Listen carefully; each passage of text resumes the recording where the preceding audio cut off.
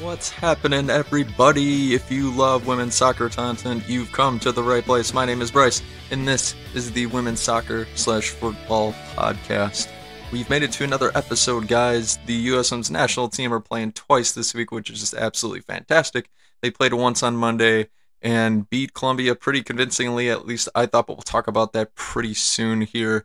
I appreciate you guys coming back. For those of you who are returning viewers, for those of you who are new, welcome to the show. My name is Bryce, like I said earlier, and on the show we talk about all things in the world of women's soccer. Primarily like to focus on the FAWSL, the NWSL, and the United States Women's National Team because I am a United States Women's National Team supporter. I am from the United States, specifically from the Midwest, but that's just kind of where we get to rock it on the show. So welcome. I appreciate all of you. For those of you who might not be looking for a visual experience, I wanted to take this time to let you know that this podcast is available on audio. That's right, on Anchor, Spotify. It is currently up on my feed. And also, I'm working on getting it to Apple Podcasts because I know that's pretty popular and a lot of you like to listen on that platform. But I'm also working on getting it to Google Podcasts, so that'll be there pretty soon.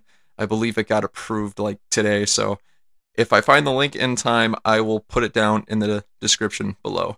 One other thing too, if you guys are looking for more consistent long-running content that's maybe in short, quick bites, I am also on TikTok, Instagram, Facebook, LinkedIn, and pretty much anywhere where you like to socialize on your cellular device or your mobile device. And I will also link those down in the video description below.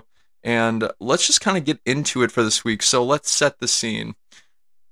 It's Thursday, January 21st of 2021. That's right. We're no longer in 2020. It's no longer a dream. It's 4:15 p.m. in the afternoon.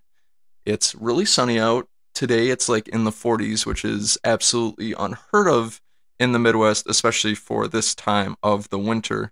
Like I said, it's mid-January, so we're about halfway through winter right about now. I do not have a hot drink in my hand because I am still intermittent fasting. I've got about an hour left to go. And I can't wait to sit down and have some coffee with cocoa. That's my go-to drink when I typically do these sorts of podcasts.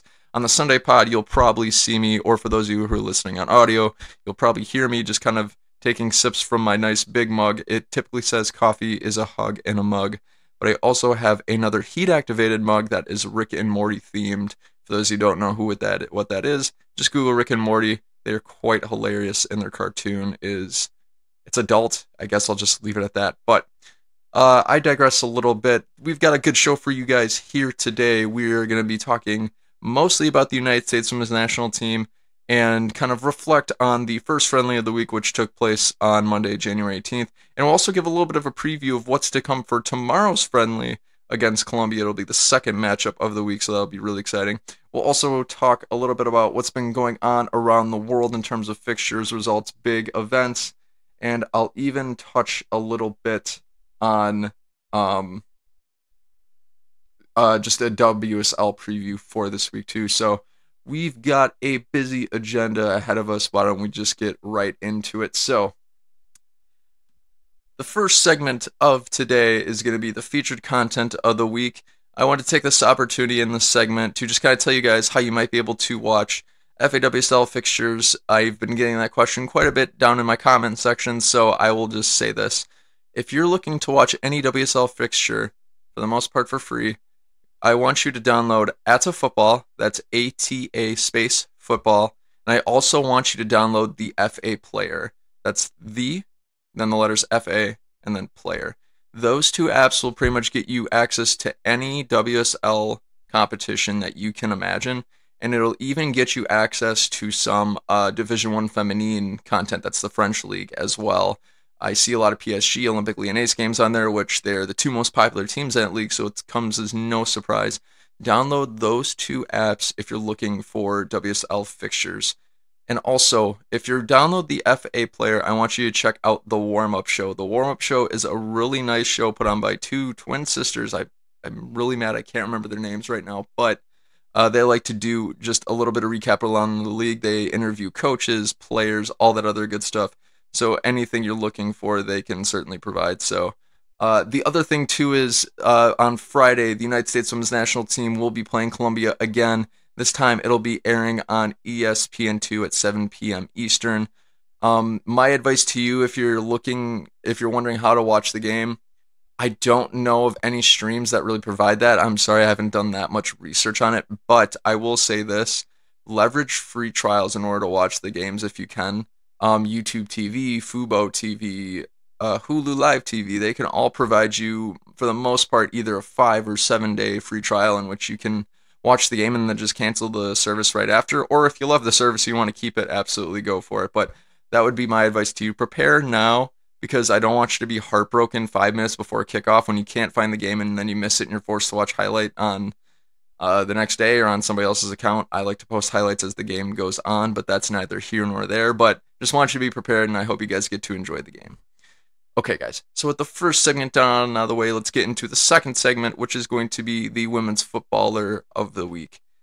For the second week in a row, I have decided to pick 2 Women's Footballers of the Week, and that is the Mewis sisters. That's right. Sam and Christy Mewis are your Women's Footballers of the Week. Sam and Christy Mewis, which I'll touch on in just a little bit here, have both made really great strides in their careers. I'd say especially Christy as of late.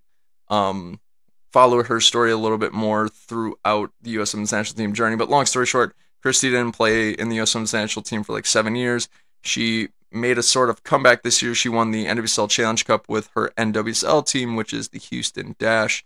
And then she featured in the United States Women's National Team squad about a month or 2 ago against the Netherlands, and she scored.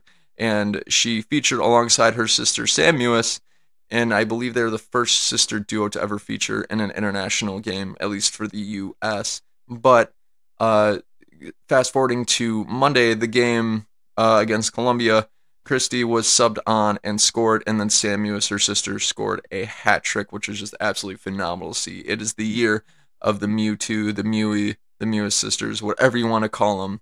It is their year, and for this week, it is certainly their week. I contend that Sam Mewis has turned into a top 5 midfielder in the entire world. I put that on my hot take on Instagram and TikTok earlier this week, but I will stand by that 100%, and I'd love to talk about it more. And one other side note, too, is between the two of them scoring so much on Monday, they scored all the goals for the United States Women's National Team in their rout of 4-0 against Colombia, so there's that as well. Okay.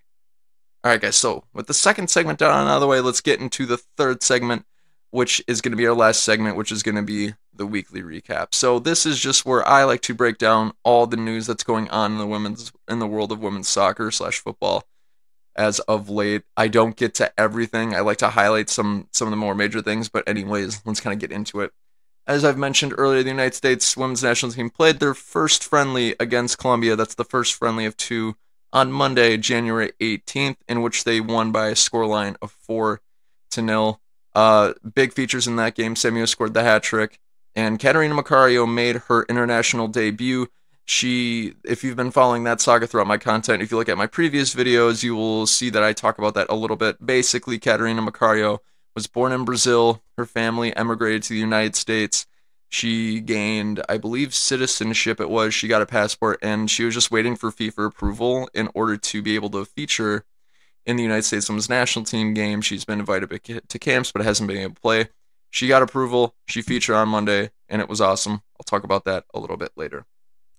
But it was a fantastic game. I hope you got to see it. If not, I'm sure it's probably up on YouTube by now, the highlights at the very least. Okay, let's kind of keep it going a little bit. So, the Relevant Sports Group announced that the International Women's Cup is going to take place on August 18th and the 21st in Louisville. I don't want you to confuse this competition that is the International Champions Cup. The International Champions Cup, it is a different tournament than the International Women's Cup. This is different. But anyways, it'll take place on those 2 days in August in Louisville, Kentucky. Racing Louisville, the Chicago Red Stars, and 2 unnamed, I'm using air quotes for those who's listening on audio, 2 unnamed European teams are going to be participating in said, I almost want to call it a friendly term, but I don't think that's the right term for it. But I keep speculating in my head, and I've invited people to also speculate with me about who those 2 unnamed European teams will end up being. I would love to hear from you guys. Comment down below which teams you would like to see in the International Women's Cup. I'd be really curious to see your thoughts. All right, so moving on. Chelsea played against Man City in the Continental Tires League Cup. It was last night, January 20th, and wow, that was a cracker of a game. I unfortunately only caught highlights, but let's just kind of break down what went on in this game. So long story short, Chelsea beat Man City by a scoreline of 4-2. Chelsea continues the really hot streak right now. They're playing out of their minds, and they advance to the Continental Tires League Cup semifinal, in which they will play, I believe it's West Ham. I have to double check on that result. But so fast forward, go all the way up to the 85th minute of the game. As of that moment, in the 85th minute, it was a draw. Well, Lauren Hemp decided to score for City, and City took the lead with only 5 minutes left in the game. 5 minutes. Well, within that 5 minutes, exactly 5 minutes later, Neem Charles comes in clutch and scores a goal for Chelsea. She ties it and brings it into extra time. So now the score is 2-2. So going into extra time now, Guro Raitan decides to score for Chelsea. Scores 5 minutes into extra time in the 95th minute and gives Chelsea a 3-2 lead. This is a smash and grab game if I have ever seen one.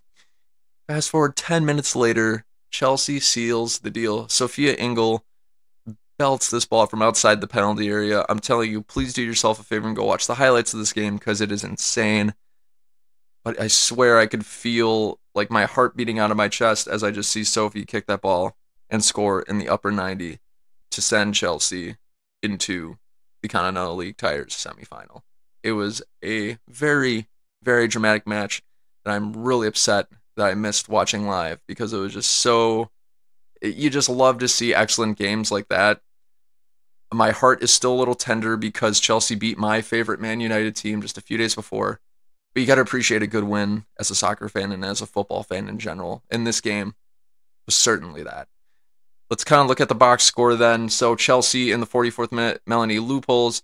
In the 90th minute, Neem Charles. In the 95th minute, Guro Raitan. And in the 105th minute, Sophie Ingle. All of them scored in those respective minutes. Moving on to Manchester City, Chloe Kelly actually opened the scoring in the second half in the 53rd minute. And then Lauren Hemp scored in the 85th minute, kind of like I was saying earlier, to give Man City a late lead. But as it turns out for them, that would not stick, and Chelsea would come away victorious. General observation for that particular match real quick. Massive result for Chelsea as they keep their chance to win some silverware because, I mean, what team doesn't like picking up a trophy throughout their season? But they've maintained a crazy run of form. They've won five in a row in all competitions, 2 of which have come from top 4 teams in the NWSL, and 3 have come against top 5 because they also beat Everton. I probably could have just said that 3 wins have come against top 5 teams in the NWSL or in the WSL, but what's the fun in that? So with that result, then the Continental Tires League Cup semifinal will take place on February 3rd. It's going to be kind of a doubleheader.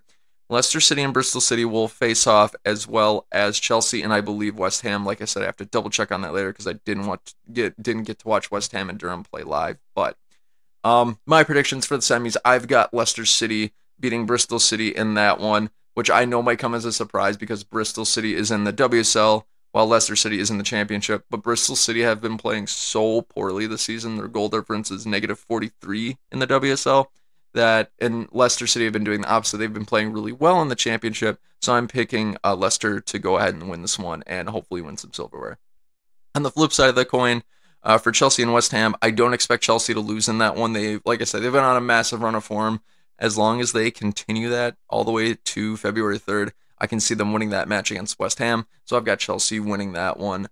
No official scoreline predictions yet. If I had to put some numbers on it, I've got Leicester beating Bristol City by a score of 3-2. And I've got Chelsea beating West Ham by a score of 3-1. I think West Ham will just squeak in just a little bit there. All right, guys. So let's get into the last bit of big international news before we get into our main topics for today. So this was really, really exciting. I think a big win for women's football in general, especially in Argentina. But Boca Juniors are the first women's professional champions of Argentina.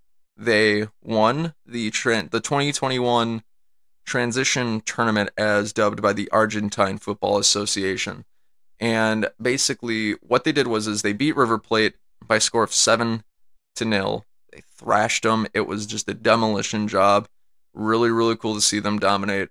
But some of you might be a little bit confused here because Boca Juniors has been a Argentine football club since like the 1990s. The women's side, I'm talking exclusively the women's side.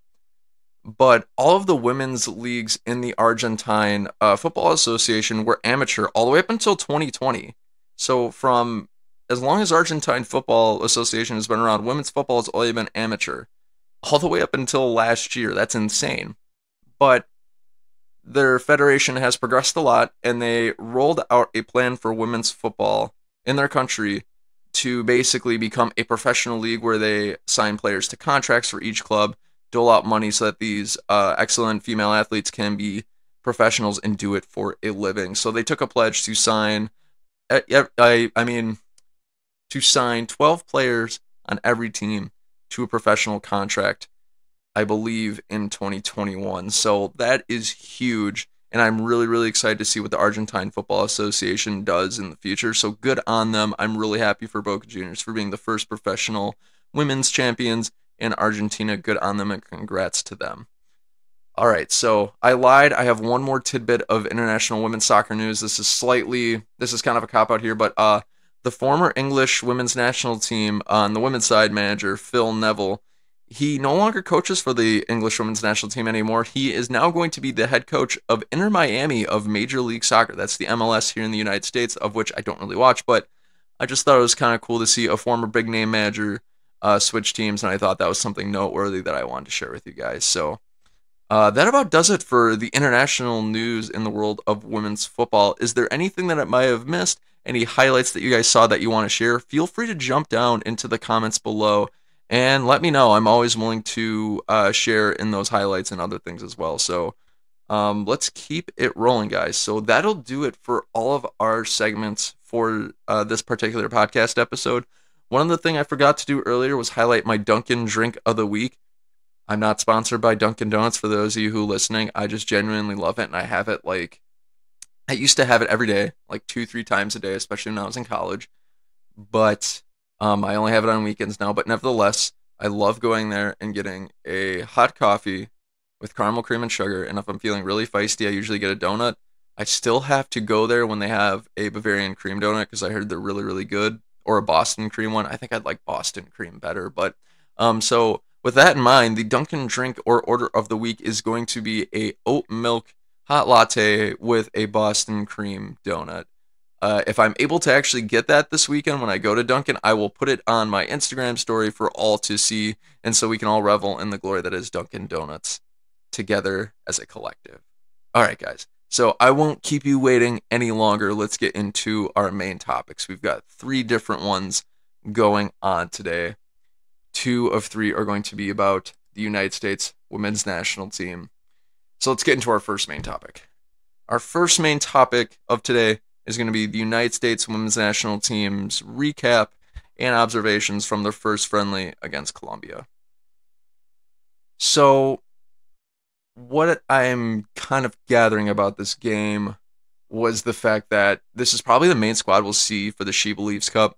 For those of you who don't know, the United States host a international tournament every year where they invite 3 other teams to take part, and they just kind of play a tournament and it's an excuse to play international football, which we as the fans benefit from and we love to see. The roster that we saw out there for this game, I'm predicting will be really, really close to the She Believes Cup roster.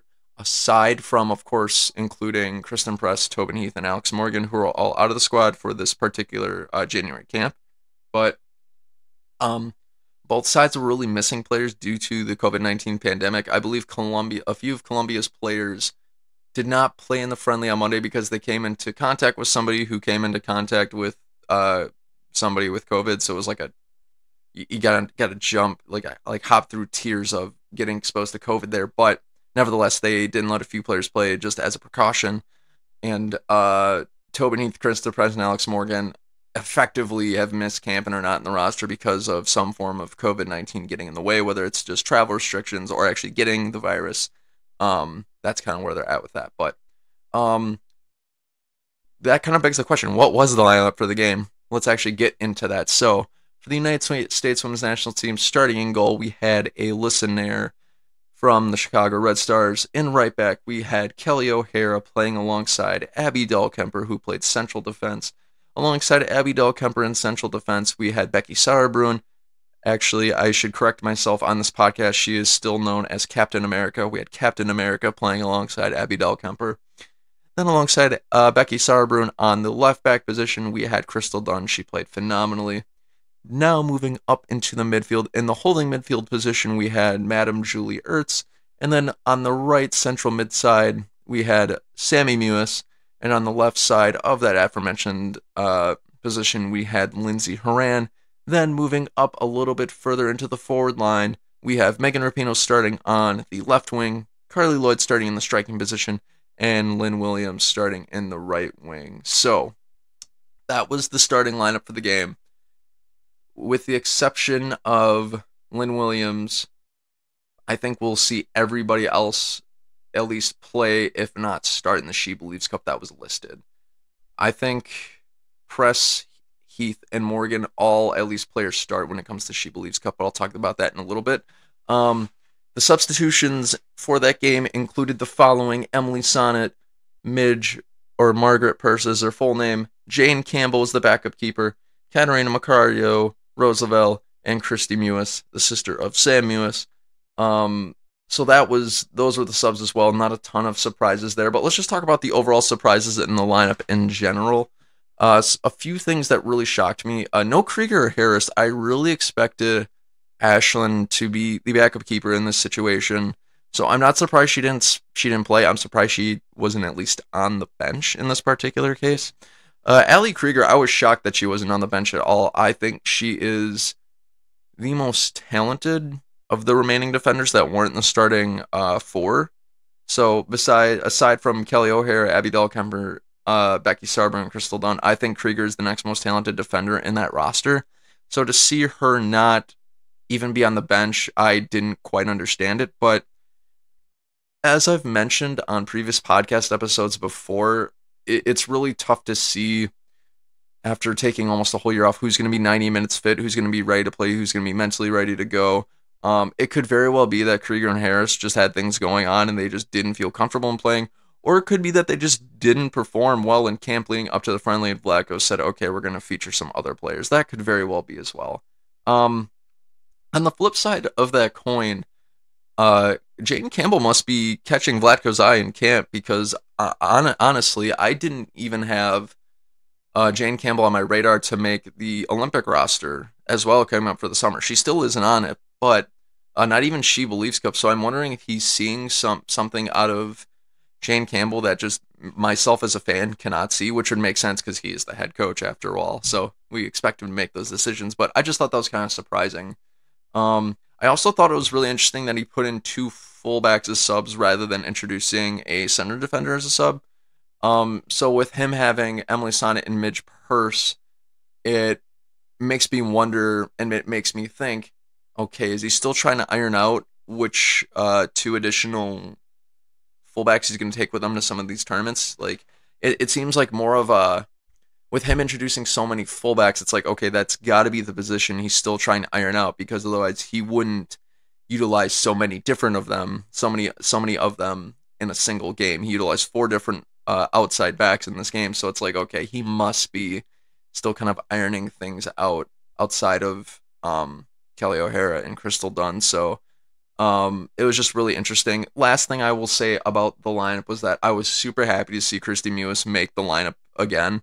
After the year that she's had, after the saga that has been her story for the last 7 years, it's just really cool to see a comeback player like Christy Mewis with her current run of form being able to ride that and just keep it going and keep pushing through. So good on you, Christy Mewis, for making the roster for this game.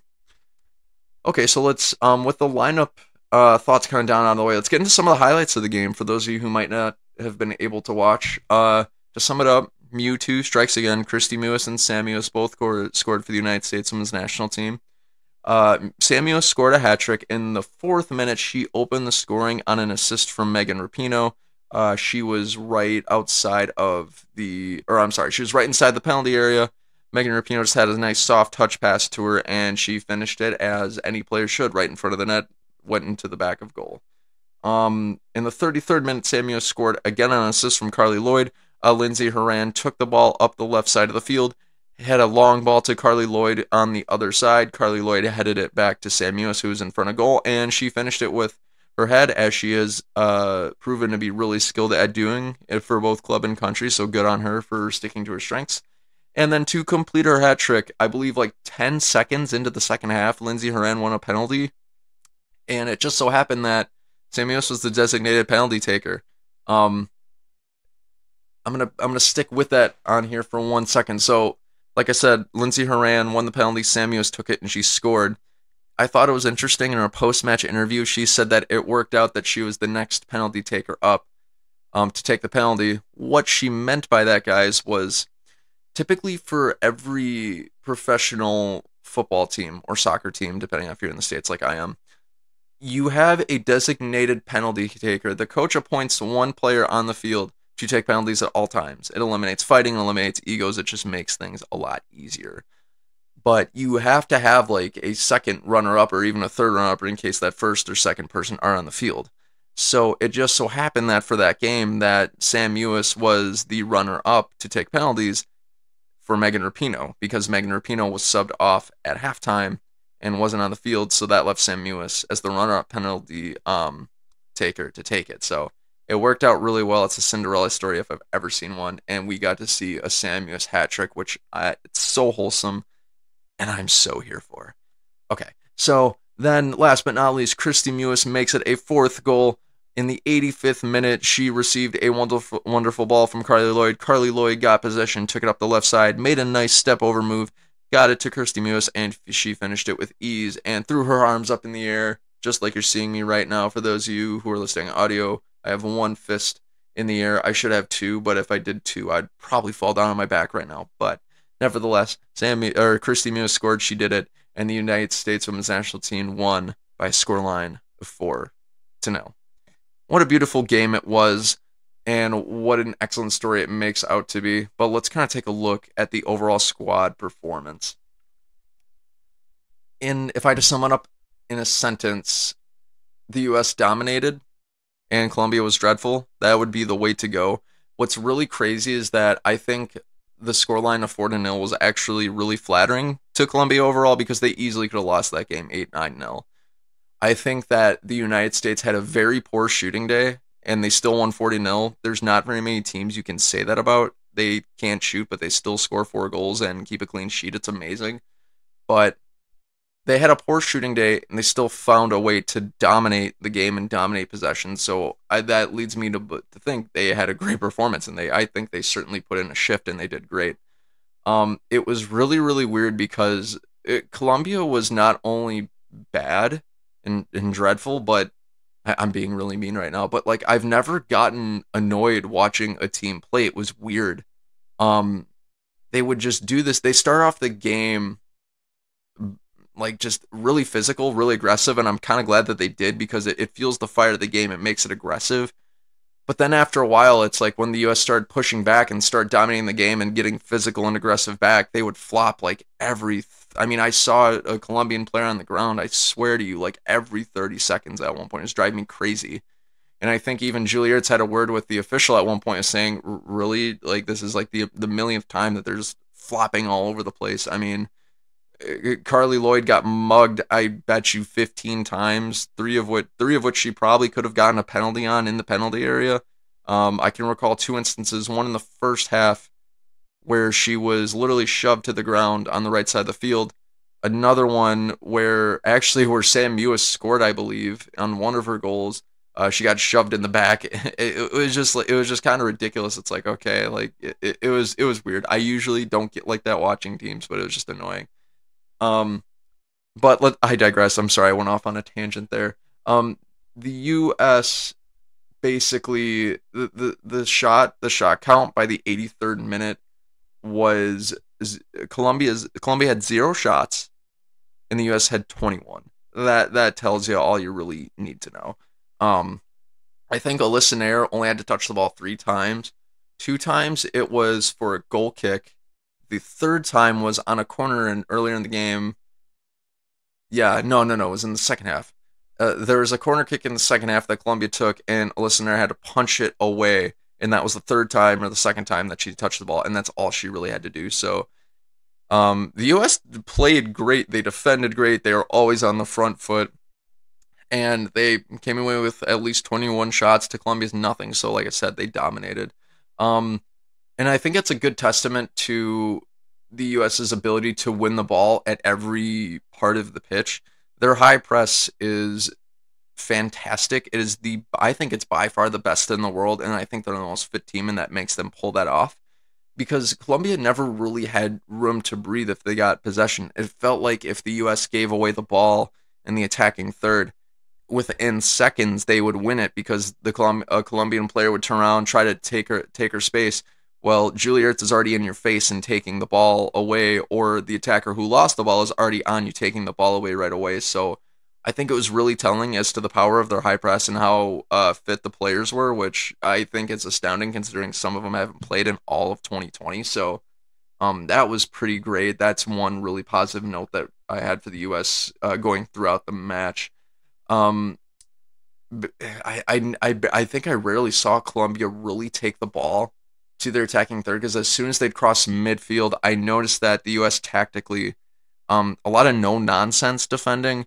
If there was even remotely a threat, which, like I said, you get to midfield, they would clear the ball out of bounds right away. I mean, Becky was doing phenomenally at that all game long, and I would say Crystal did too. Crystal had a great game.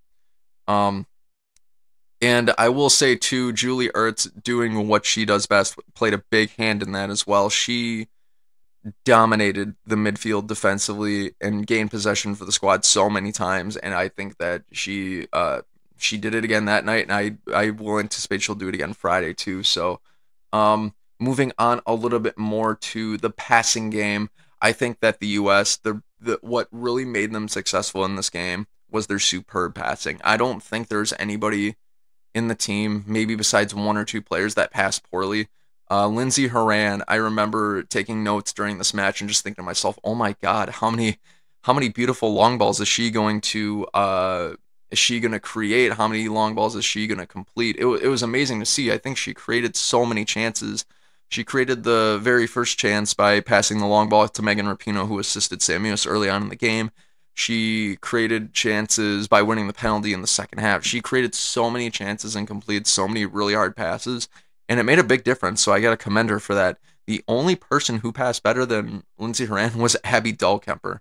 Abby Dahlkemper was dropping dimes all game long. In the first half, she was 19 of 20 on completed passes, and it was just really interesting because it's like you don't even really think like, oh wow, like Abby's really tossing up some balls, and then you look at the stats and you look at the highlights, you're like, oh my God, like she's doing a crazy job facilitating play. I mean, it even got to the point in the second half where Caterina Macario took a corner and passed it to Abby Dahlkemper, who was sitting at midfield, and then tossed a long ball in, and Carly almost scored from it. So Abby was mint all game long, and I think she played absolutely fantastic. And that's actually a good segue because the next note I had on that game was the U.S. really used some interesting set pieces that I haven't seen them use before. So, what do I mean by that? Usually, when the U.S. gets these set pieces, corners, free kicks, you name it, they normally like to go for long balls because they have height in the box. They've got Lindsey Horan, Sam Mewis, Julie Ertz. Those three are taller than most other women's footballers, and the really good ones too, and they're really good in the air. So they typically try to go for these really long balls, but I noticed on a couple of occasions they would try short corners or set pieces. It didn't really always work. I'll give an example. Earlier on in the game, Megan Rapinoe was standing over a free kick on the left wing, and she was going to try to quick pass it to Crystal Dunn, who was making a run. But the short pass, it just didn't work. Something, miscommunication, maybe it was just a bad pass, but that didn't work. It was just really interesting to see them try it.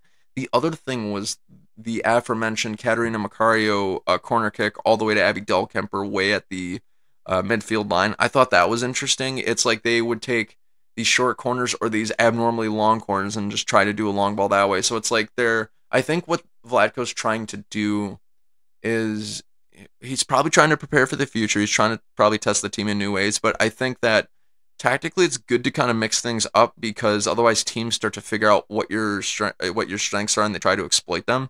So I think that by them doing this, it gives the squad a fresh new feel and a fresh new strategy that they can score effectively and do well on. I didn't think that their set pieces went terribly. I don't think they always work though. So I mean, I think it'll take some practice, but I thought it was just really interesting and cool to see them try something new. And also tactically, I noticed that Crystal Dunn, particularly Crystal Dunn, and Kelly O'Hara were in the attacking third pretty often. I noticed that the wingers, Megan Rapinoe and Lynn Williams mostly, would take the ball up the pitch, and then you would see Crystal and Kelly, especially in the first half, kind of take that run inside in order to receive the ball a little bit higher up the field. It was cool to see them kind of do that because I think that's where both of those players really, really excel, especially at crossing too. Because once they get that ball, they're putting in for a dime cross. Um, Having said that, I would say that Crystal had a much better game than Kelly in that aspect, and especially just overall too. I think Kelly struggled a little bit in the game. I'll talk about that later, but Crystal dynamite. Um, Another thing I really noticed too was I didn't have this revelation until the 85th minute came around. I saw Carly Lloyd lose possession, and immediately after, I think she followed the player she lost possession to all the way into the defending third and was just hammering at her to try to get the ball back. I think by then she was just pissed because she'd been getting mugged all game long, but it was really cool to see that Carly hasn't played and has been recovering from injury for like the last like 9 months. 85 minutes into the game after she's been having a ton of chances, running all over the place, doing the high press. She's still doing that in the 86th minute. I just thought that was an indicator as ever that nobody on the team was unfit to play. It was fantastic to see. And as I said earlier, the last little bit of overall squad performance thoughts. I don't think it was a really great shooting day for the U.S. in general. Lindsey Horan had quite a few stinkers that would fly over the net, fly wide.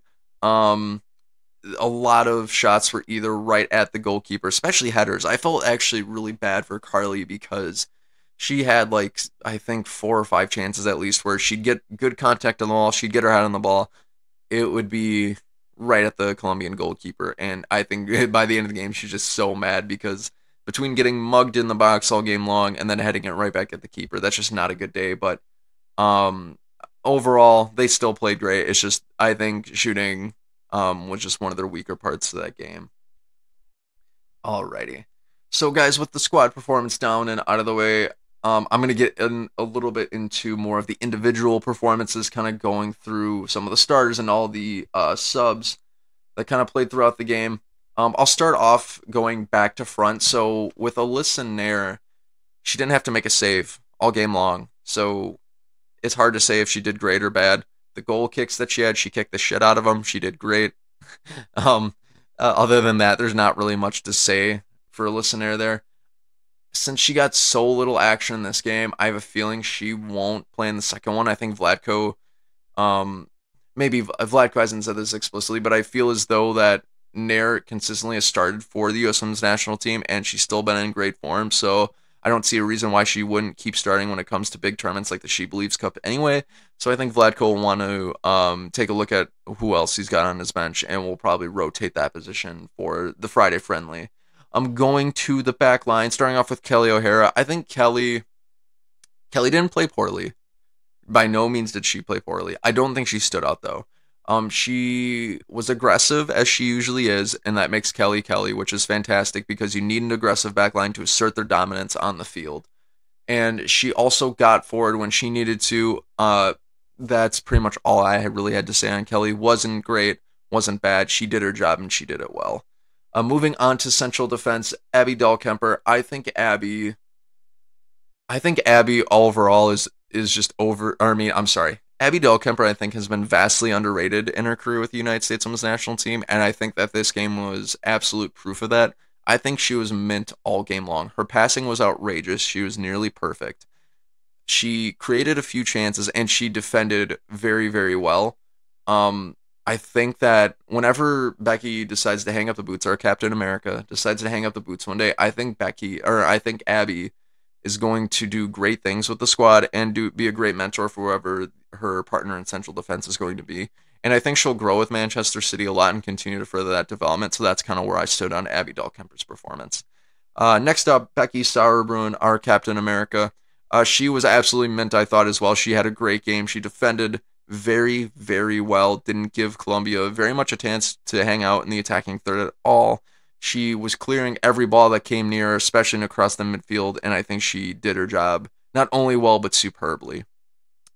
Next, I'll move on to Crystal Dunn in left back position. I think Crystal Dunn was the best defender of this game. She had a high number of tackles. She was relentless in her press all game long, whether it was the high press, whether she was defending it in her own half. She did absolutely great. She did a really good job at also facilitating on the offensive side of things as too. She was getting forward. She had a few shots that weren't too far off target. She was getting the ball and getting herself into dangerous areas on the pitch to give her team a chance to score. So I think Crystal did absolutely amazing this game. Sorry, guys, had a little bit of a sneeze. But moving on now to the midfield performances. So we'll start off with Julie Ertz. Julie Ertz has established herself as one of the top 5 midfielders in the world, alongside with Sam Mewis, ironically enough. But she was a general of the midfield for this particular game, as she usually is. She dominated defensively. She won balls pretty much every chance she got. She didn't allow Colombia to have the ball, I think, for more than 5 seconds. The only critique I will say for this match for Julie Ertz, and I think I've started to notice this as I've started to pay more closely attention to her play more, is that really heavy touch. She's got a really heavy touch when she's in the midfield, which if you lose possession in the midfield, that can get a little dangerous, but that's a nitpick. That's just me being hard on her, but she played great overall. Moving on to Lindsey Horan. I think Lindsey Horan was the second best passer of the match besides Abby Dahlkemper. She created chance after chance after chance after chance and had a lot of really precise long balls, and she had really good link-up play with Katarina Macario in the second half. So, and she had these great combo passes on several occasions with Rapinoe and Macario too. So I think Lindsey, she wanted to come out with this game with a vengeance, since she couldn't, at the last minute, play against the Netherlands earlier on this year, and I think she did a great job at doing so. So that brings us up to the forward line. Megan Rapinoe, I'll start off with Megan because this was her first game back in a long time. She was solid for her first game back. I don't think she has skipped a beat really at all. She was really intelligent with her passing, her facilitation of play. She got an early assist, made a really intelligent run there around the Colombian back line. Lindsey saw her, and it was great. I don't think Megan did like outstanding or anything. She didn't really get much of a chance to. She only played 1.5, but I'll just leave it at she hasn't skipped a beat, and I still expect her to make the Olympic roster this summer. Let's go over to Carly Lloyd. I think that Carly Lloyd, considering that she was getting, I keep saying the word mugged. She got mugged all game long. She should have won at least 2 or 3 penalties. She should have been given 2 or 3 different penalties on many occasions. I mean, I looked over at when she was on the ball, when she was making runs, she was getting shoved by the Colombian center backs all game long, and I think she had just had it.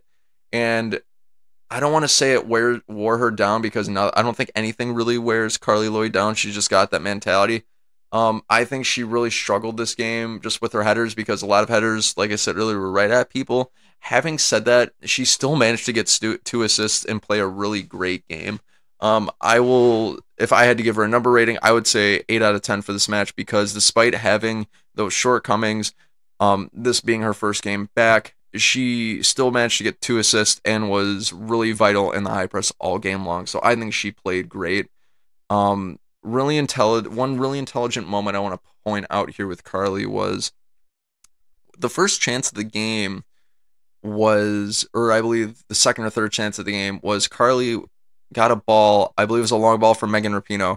She headed it right at the keeper, and I think she cognitively knew in her mind, okay, the next time I get that, I'm going to look across because I might struggle today and see who's over there.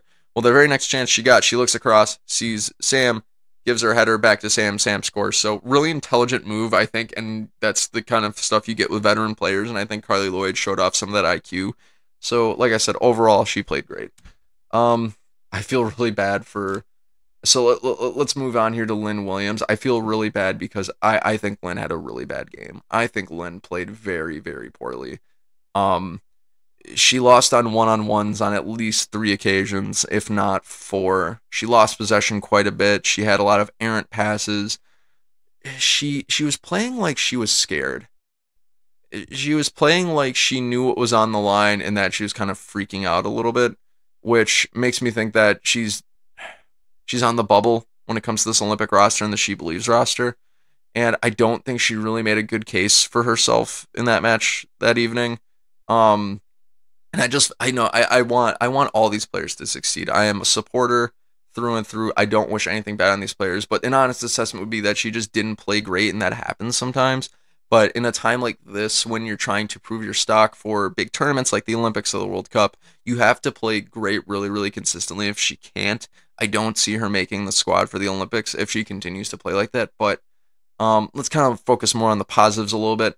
I will say she was great in the high press. She definitely excelled there. She was aggressive. She hustled like crazy. I think she knew she was having an off day, so she gave her stamina to the game, and that's pretty much all she could do. She just didn't play well beyond that, and it was really interesting. This is purely speculation. Go ahead and just take this with a grain of salt, guys. But there was a moment like within the first 5 minutes where Lynn was taking a Colombian left back one on one. She tried dribbling through her. She tried pulling a move, and she lost possession. And then she followed that up by following the Colombian player. And I looked at in the if you go back and watch the game and you watch this frame, I see Carly, Sam, and Kelly. Sam didn't really react much. She didn't really care. Sam and Lynn are pretty close from what I know. Carly didn't react too much, but kind of like put her head down. For those of you who are on audio, I'm just kind of like putting my head down in a really fast formation, going over to the right. And I noticed Kelly almost looked annoyed. Like she was just kind of like, really, like I think it might just be one of those small annoyances where it's like, okay, like don't give up the ball and then foul right away. That's just not a smart move. And I think that all the players have that with each other. But my main takeaway from that is I'm glad that this team is comfortable sharing criticism with each other, because at the end of the day, in order to be the best, you have to be honest with each other and you have to challenge each other. And I think um, it just shows that they all expect a lot out of each other, and I think it really promotes a good team culture and promotes a lot of what's the word I'm looking for here? High expectation, because you always want high expectation if you want to succeed. But let's move on to the subs' individual performances. One really surprising thing, Vlatko didn't use all of his subs. Um, I don't know why. Maybe he was just satisfied with the ones he had, but who he did use: Emily Sonnet, Midge Purse, Christy Mewis, Roosevelt, and Katerina Macario. Um, Emily Sonnet, I don't know what she ate that morning, but wow, she played really well. At least I thought she did. She nutmegged a player twice. All of her passes were really crisp. They were really accurate. She defended pretty well. She got up and down the pitch like lightning, and she got into dangerous areas on multiple occasions. It was just weird because it was like I've been critical of Emily Sonnet in past videos, and not that it's unwarranted or warranted, but this game she definitely played like her left depended on it and proved me wrong. So I hope she keeps playing like this because it was really cool to see. I thought she played excellent. Mitch Purse, I for me she didn't make much of an impact. Small sample size, granted. Um, she had a small sample size. She only played like 20 minutes. I don't think she played great. I don't think she played bad. I'm thinking Vlatko will maybe want to see a little bit more from her. I expect we'll see her in a game in the future. But Christy Mewis, she of course got her goal, which is great. Other than that, I don't think she really played all that great either. She lost possession a few times. She was a little wasteful on some chances. But at the end of the day, she got herself into a good position when it mattered, and she scored. So for that, I would say that she played good. Roosevelt got subbed into the game. She's excellent on the ball as always. When she has that ball, she'll make every defender miss and then some, and then she'll score. Not a ton of impact from her from this game. I don't know if it was just circumstance or what, but she just didn't get a ton of action on that right side. And to be fair, in that game, I noticed too, the U.S. really loved the left side on that game. In that game, like all game long, I think it would not be an exaggeration to say 40% of their time was probably spent on the left side, if not more. Probably even 45-50% were spent on the left side of the pitch. So it was just a really interesting side note that I had in my head. But other than that, the last sub was Katerina Macario. She made her international debut. Like I've said to you guys on previous podcasts, I am really high on Katerina Macario and her ability. I still do. I still am, and stand by that because I thought she played great when she was subbed onto the game. It was a surprise to see her subbed in for Megan Rapinoe and to come in on the left wing. I thought she would be subbed on for the midfield position, but I really enjoyed it because her and Lindsay Horan had some great link-up play. They had a lot of combination passes. Katerina Macario basically played like she had been playing with the U.S. her entire life, like that particular squad her entire life, even though it was her first game. She looked really, really comfortable out there. She showed a lot of confidence, a lot of poise. Within the first 10 seconds she was on the pitch, she got the ball into a dangerous area, realized that she didn't have an angle or a shot, and passed it off to Lindsay, who could get a better chance out of it. I just thought that showed really high IQ for a player that had never played at the professional level before, especially at this international stage. So I think it shows a lot of discipline out of her. I think it shows a lot of IQ, and I think it shows a lot of skill too. I think she'll have more opportunities to show off that skill in the next match because I have her starting that game, but we'll get into that soon. But she was also nearly perfect in passing. Her passing was it was nearly perfect, especially with long balls. Of course, she didn't complete 100% of her passes, but she was pretty close. One thing that stood out to me was she took all of the set pieces, all the corners, all the free kicks, which you normally would see a more veteran player take those. I think if Tobin is there, I think she's taking those if Megan's not on the field. But nevertheless, I thought it was really eye-opening that she took all of those because normally only really highly vetted players do, which makes me think she is a highly vetted and really skilled player. But she also did a really good job at winning the high press as the U.S. normally does. And she was really great at, when she got the ball, being effective and kind of gliding through the defense and putting herself in dangerous areas. She did on one occasion end up getting a shot off, but it deflected off a defender and went out. So we didn't see a ton from Katerina Macario, but from what we did see, I've said this in previous videos. I will say it again. She will be on the Olympic roster for 2021. Mark my words.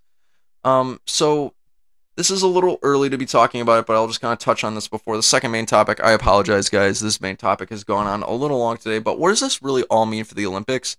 Since the Olympics is still far and out away, probably not a whole ton, but I'm going to make some bold takes here. I don't think Lynn Williams is going to get a ton of more chances to really prove that she should be on the roster. In the last two matches she's been playing for the U.S. and starting in the right wing, she's been not great. She really just hasn't performed well. She's been poor in attack. The really only place that she's excelled in is in the high press, which you got to be able to do both. You got to be able to help in the high press that U.S. likes to do, and you also got to be able to get on the front foot and score.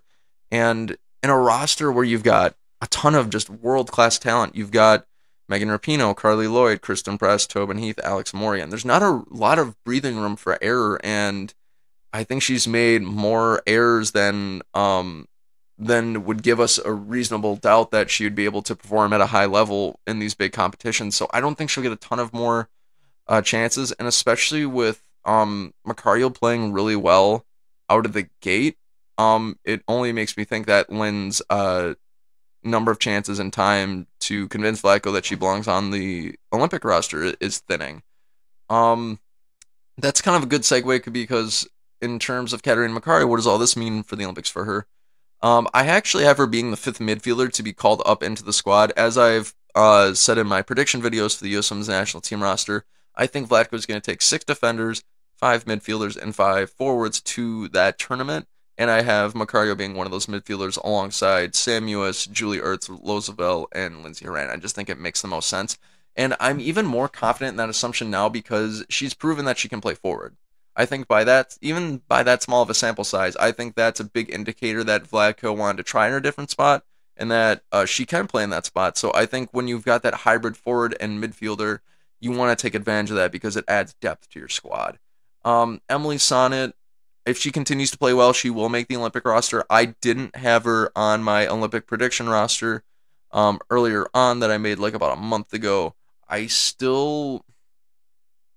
I said, Emily Sonnet's starting to prove me wrong, so if she continues to play well, she'll be on that roster, but it all depends. It all depends. And with Midge Purse, it's too early to tell. I don't think I've seen enough of Midge Purse to definitively say whether or not she'll make the roster, but that's just kind of my thoughts on what this all means for the Olympics. We still got a ton of time to go, and that's how the cookie will crumble.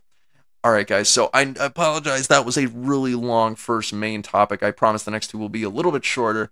But those are just my overall thoughts and observations on the first friendly against Colombia.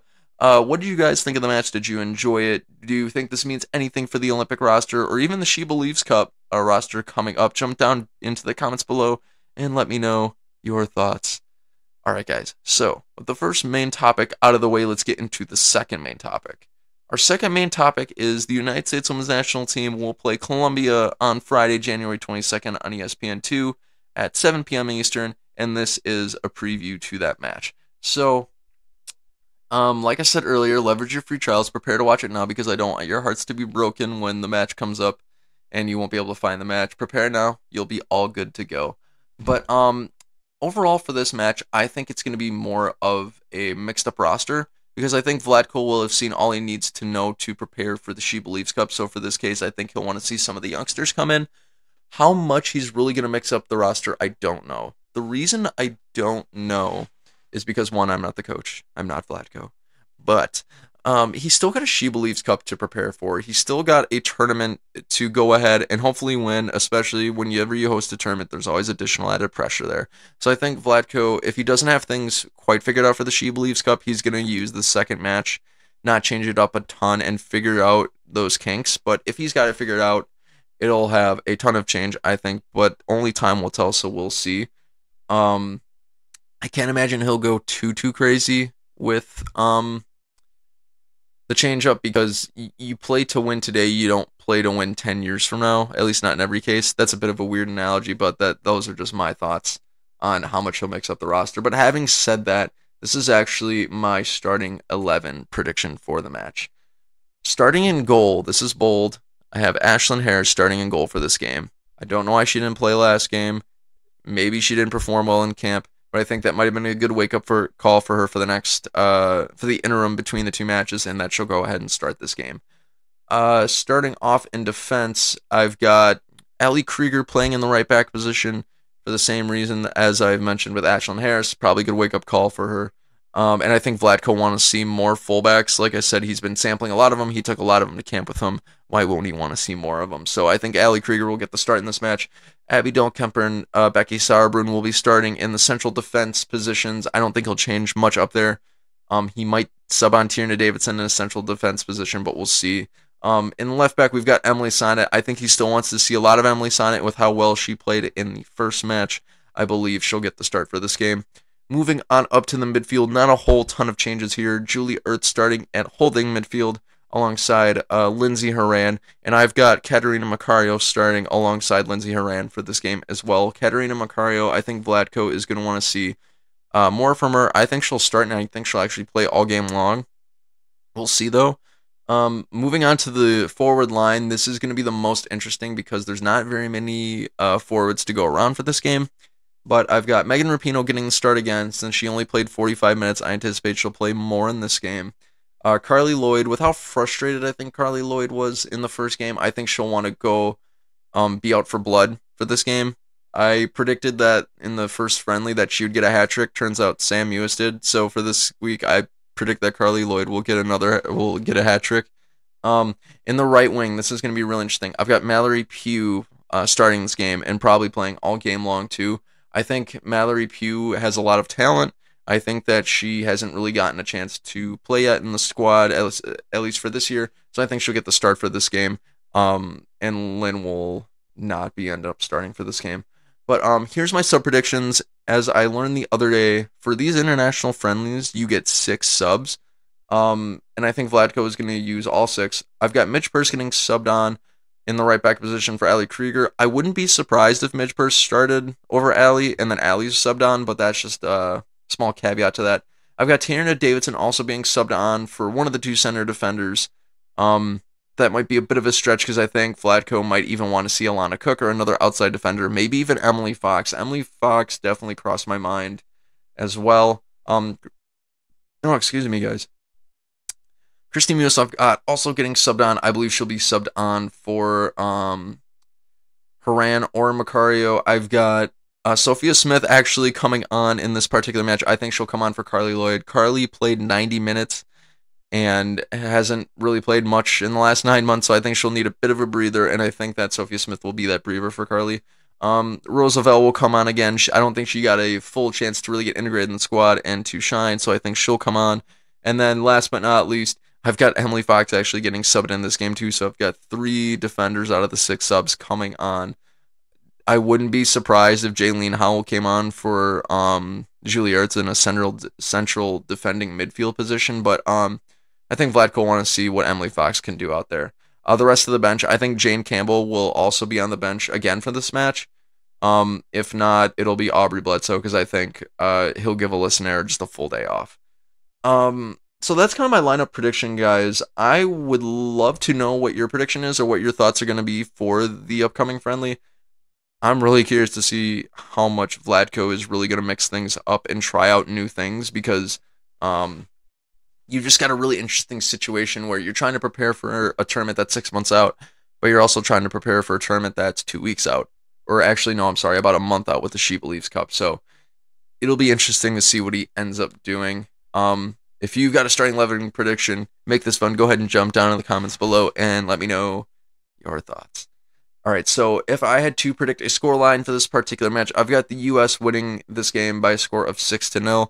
Reason being is because the U.S. had a bad shooting day last time out, but I think that they'll sort of find that form. They'll have worked on it this week, and they will hand Colombia another clean sheet and also a very convincing win. Like I said earlier in the first main topic, I think Colombia winning by a score of 4-0 was flattering for them, and that the U.S. won't be as I don't want to say lenient this time out, but I think the U.S. will be a little bit more precise this time out and score a lot more. And I will say as well, to go into that kind of scoreline prediction, players will be warmed up from the previous match and they'll all have gelled a little bit together in a real situation. So there's that as well. But all right, guys, what are your thoughts on the upcoming friendly? Do you think Vlatko will change up the roster or not? What is your scoreline prediction? Feel free to jump down in the comments below and let me know. Whew. Wow. I feel like I've been talking really fast. I should slow down just a little bit. But the good thing is about YouTube and all those other platforms, you can slow down the speed by a lot if I'm talking too fast, guys. But, okay, so with all that U.S. Women's National Team news down and out of the way, let's get into our last main topic of the evening. And the last main topic is going to be the FAWSL Match Week 13 preview. So, for this particular week, I will make one bit of a disclaimer. There was a match played on Wednesday as a makeup. I believe Everton played Birmingham City.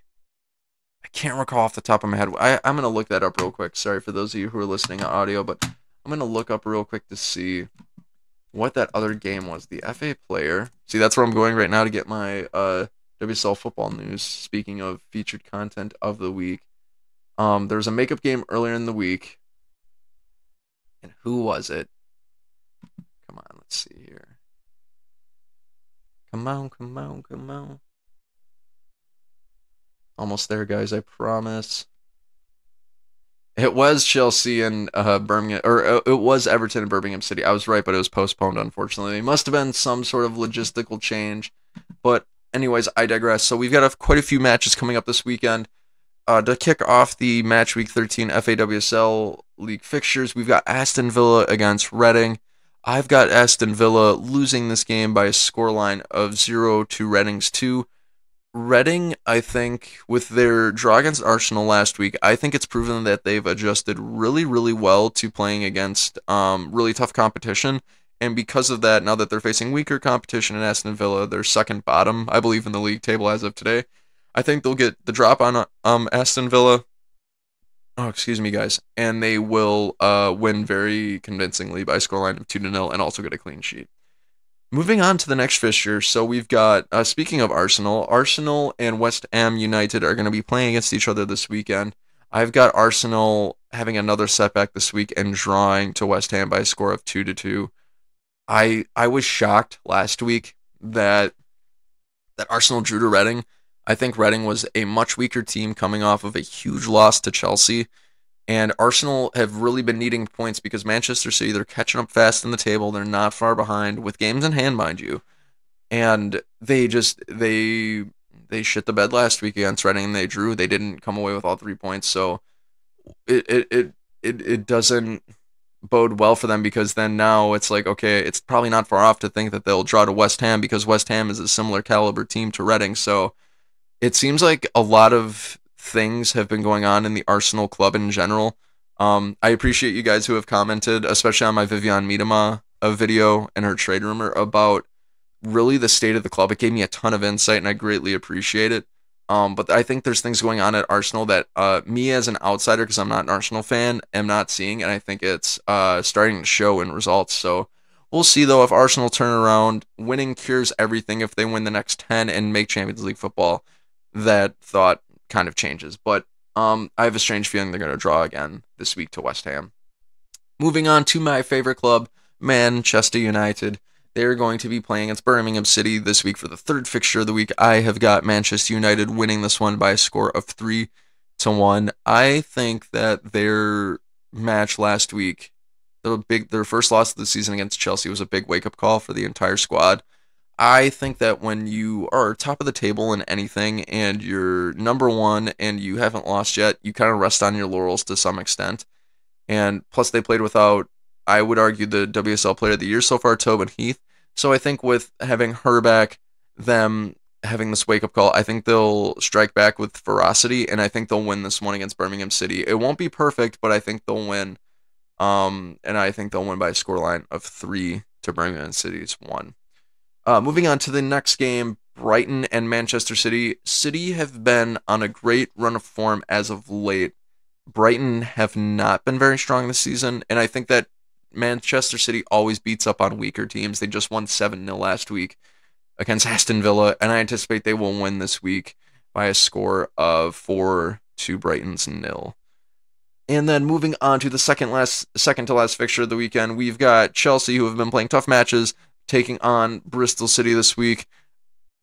Chelsea have been playing out of their minds. Full credit to them lately. They've been beating strong teams. They've been beating weak teams. They just beat United and City in the same week. And I've got them routing Bristol City by a score of 6-0. Bristol City's score or goal difference is -43 this season, and it's going to be -49 after this one. I feel so bad for them, but when you play poorly, and teams will take advantage of that.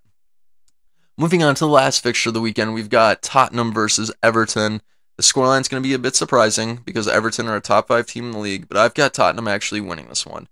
Tottenham have won their last 3 in a row. They've taken 9 points out of the last 9. They've gone from 11th in the table all the way up to, I believe, let's see here. I should probably take up the table just to be able to confirm with you guys.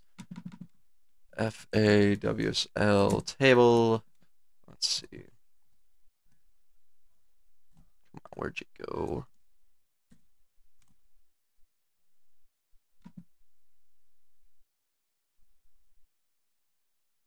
Yeah, Tottenham are now in 7th. They're just behind Reading by 2 points with 2 games in hand. Yeah, so Tottenham have been in really fine form. Everton have really not. Everton's lost their last 3 out of 5, and Tottenham haven't lost in any of the last 5. So I think Everton's on upset alert. I think Tottenham is going to come out strong for this game. They'll know that Everton are down, and I think that Tottenham will kick them and win by a score of 2-1. Wow. So that is my FAWSL Match Week preview, guys. What do you think the score lines will be? Do you have any bold predictions for the week? Feel free to jump down in the comments below. And as always, let me know your thoughts. I'll just give you a quick little rundown of the WSL table for those of you who might not be up to date. So in first place, we have Chelsea with 26 points, 2 games in hand. We have Manchester United with 26 points, a game in hand. Arsenal with 23 points, with a game in hand. Manchester City in 4th with 21 points with 2 games in hand. Everton women with 17 points, 2 games in hand. Reading women 14 points and no games in hand. Tottenham Hotspur 12 points, 2 games in hand. Birmingham City 10 points, 3 games in hand. They've got a lot of games to make up. Brighton and Hove Albion 9 points with a game in hand. West Ham United 7 points with 2 games in hand.